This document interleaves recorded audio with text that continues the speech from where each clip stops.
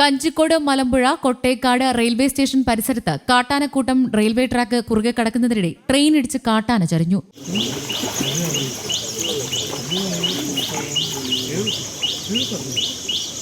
2 വയസ്സുള്ള പിടിയാനയാണ് ചരിഞ്ഞത്. ഇന്നലെ രാത്രി 11:15 തിരുവനന്തപുരം ചെന്നൈ എക്സ്പ്രസ് ട്രെയിൻ ഇടിച്ചാണ് അപകടം സംഭവിച്ചത്. കഴിഞ്ഞ മാസം 10 ഇതേ സ്ഥലത്തുണ്ടായ സമാന അപകടത്തിൽ ഗുരുതര പരിക്കേറ്റ പിടിയാന വനംവകുപ്പിന്റെ ചികിത്സയ്ക്കിടെ 3 ദിവസത്തിനു ശേഷം ചരിഞ്ഞു. റെയിൽവേ അധികൃതർ വിവരം അറിയിച്ചതിനെ തുടർന്ന് വാളയാർ റേഞ്ച് ഓഫീസർ മുഹമ്മദ് അലി ജിന്നിയുടെ നേതൃത്വത്തിൽ വനംവകുപ്പ് ഉദ്യോഗസ്ഥർ നടത്തിയ തെരച്ചിലിൽ പരിക്കേറ്റ പിടിയാനെ രാത്രി അഗസ്റ്റിൻ ടെക്സ്റ്റൈൽസ് കമ്പനിക്കടുത്തെ വനയോര മേഖലയിൽ കണ്ടെത്തി. പ്രാഥമിക ചികിത്സ നൽകിയെങ്കിലും പുലർച്ചെയോടെ കാട്ടാന ചരിഞ്ഞു.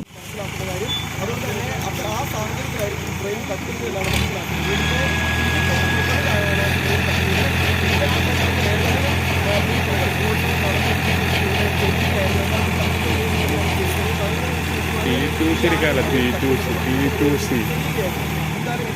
നല്ല വിഷ്വലാണ്.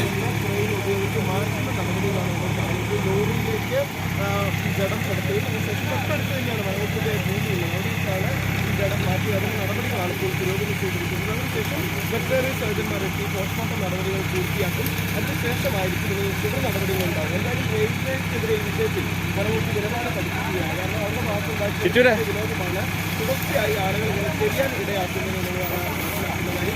എന്തായാലും അതിന്റെ നടപടികളാണ് പുരോഗമിച്ചുകൊണ്ടിരിക്കുന്നത്. നേരത്തെ നമുക്കറിയാം ഈ പാതയിൽ നിരന്തരം, അതായത് 10-20 ആനകൾ ഒരുമിച്ച് കടന്നു പോകുന്ന ഒരു പാതയാണ്. അതുകൊണ്ട് ആനകൾക്ക് കടന്നു പോകുന്നതിന് വേണ്ടി ഒരു പാത അടക്കൽ, ഒരു അടിപ്പാത അടക്കം ഒരുക്കി നൽകുന്ന സാഹചര്യം ഉണ്ടായിരുന്നു. കോടികൾക്ക് റെയിൽവേ അതിനുവേണ്ടിയുള്ള പണികൾ പൂർത്തിയാക്കുകയും അതിലൂടെ ആളുകൾ കടന്നു പോവുകയും ഒക്കെ ചെയ്തിരുന്നു.